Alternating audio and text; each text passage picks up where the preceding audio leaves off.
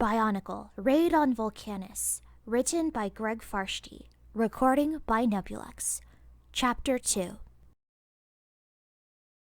Beyond a brief greeting when he and Galo were introduced, Gres didn't say much during the first part of the journey. Normally, Galo would have written this off as nerves. Young Glatorian did one of two things around veterans. They asked questions non-stop, or shut up completely, afraid to sound stupid if they opened their mouths. But Gres wasn't a typical newcomer to the game. He had won all but one of his matches for Tessara, and the one he lost was to a Skrull warrior. There was no shame in that. Back when Roxtus sent fighters to the arena, no one had ever beaten a Skrull. Galo liked the kid. Too many young fighters thought being a Glatorian was all about profit or personal glory, but the best of the breed knew it was a lot more than that. "Who you fighting?" he asked Gres. Before Gres could answer, Metis did it for him. "He's fighting a car. You know they kicked Malum out, right? He killed an opponent who had already surrendered. So they're down to a car and a couple of kids who are still so new they don't know which end of the sword to hold." Galo had done more than hear about Malum. He had spotted the crimson-armored ex-Glatorian a few times out in the wastelands. He had no idea how Malum was surviving out there on his own, but the look Galo had seen in his eyes had said maybe it was better not to know. "Up ahead," Gres broke in. "Looks like trouble." The kid had good eyes. Far off in the distance, an Agori transport had lost a wheel.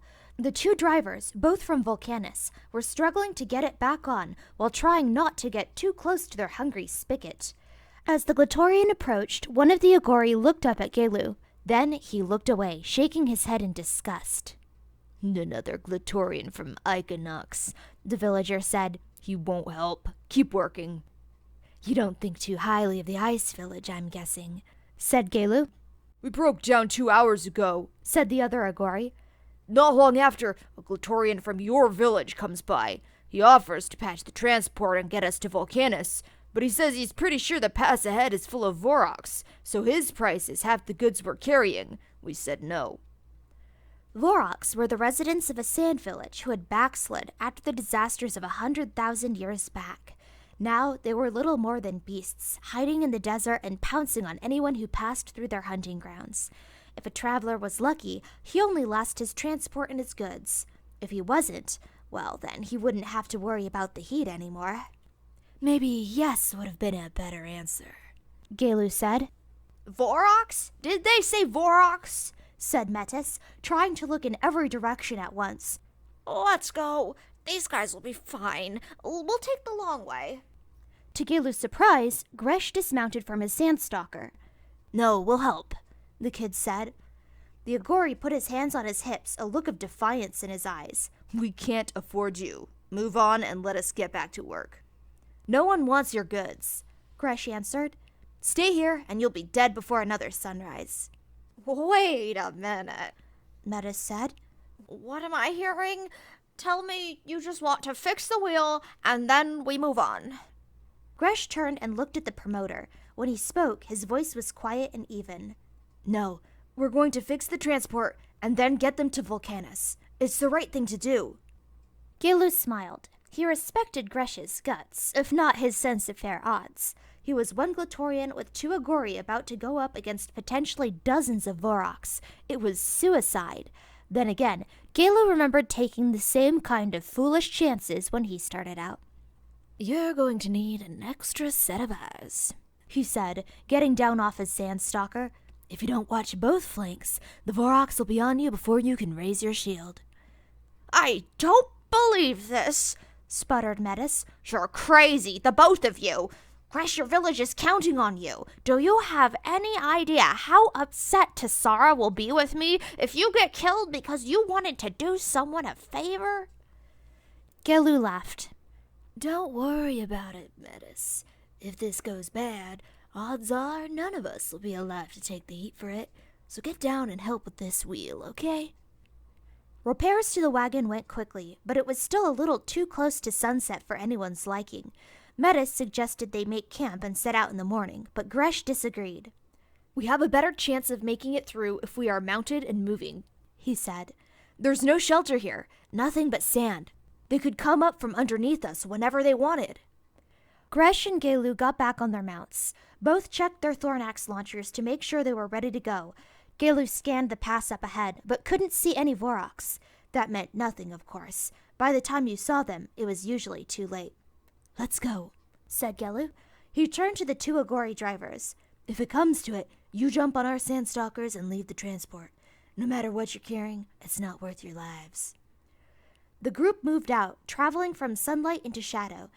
Gres kept his eyes straight ahead, watching for movement in the sand that would signal Vorox about to emerge from below. Galo swept his gaze over the rocks on either side. Something gleamed in the fading sunlight on a high slope. "Up ahead, on the right," Galo said quietly.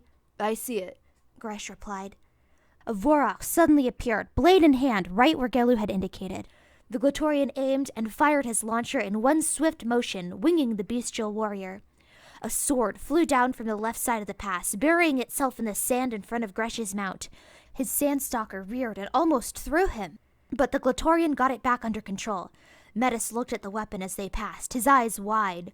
"This is crazy," he muttered. "We're not going to make it through here."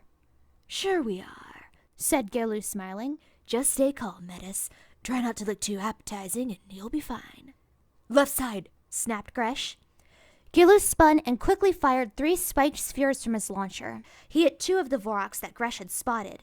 The third ducked back behind the rocks. A soft sound made Galo turn around just in time to spot another Vorox coming out of the sand. He swung his ice blade and disarmed it, then knocked it unconscious with a second blow. Vorox began filing out of the rocks on both sides like insects from a disturbed sandhill. Gres and Galo used their launchers to try to keep them pinned down, but they were already leaping from ledges and charging across the sand. As soon as the Vorox were close enough to make this a hand-to-hand fight, it would be over. Seeking some way the party could escape, Galo's eyes fell on the transport. Most of the items in it were old and battered, but there were 2 pieces of armor that looked close to new. He bent over as he rode past, snatching them up. Then he tossed one to Gres. "The leader, throw it," he shouted. Gres got the idea. He tossed the piece of armor to the lead Vorox on the left, while Galo did the same to the right. The Vorox grabbed the items out of the air. Instantly, the rest of the pack noticed 2 of their number had treasures. They started grabbing for the pieces of armor. When the new owners resisted, things turned vicious. A mad scramble started, as each Vorox who got his hands on the shiny items became a target for all the rest. "Come on," yelled Galo. "This won't keep them busy for long." The Agori got the spigot moving, while Gres, Galo, and Metis rode behind. No one slowed down until the pass was well behind them, and smoke from the fires of Vulcanus was visible in the twilight sky. Galo looked back. No one was pursuing them. "Not bad," he said, turning back to Gres. "You're pretty good in a fight, kid. If I were a car, I'd be worried." The 2 Agori drivers couldn't meet the eyes of their Glatorian companions. Finally, one spoke up. "We, want to apologize. We thought you Glatorians fought only for money. I guess we were wrong." "No, you weren't," said Metis. He glared at Gres as he added, "That's the way it's supposed to be."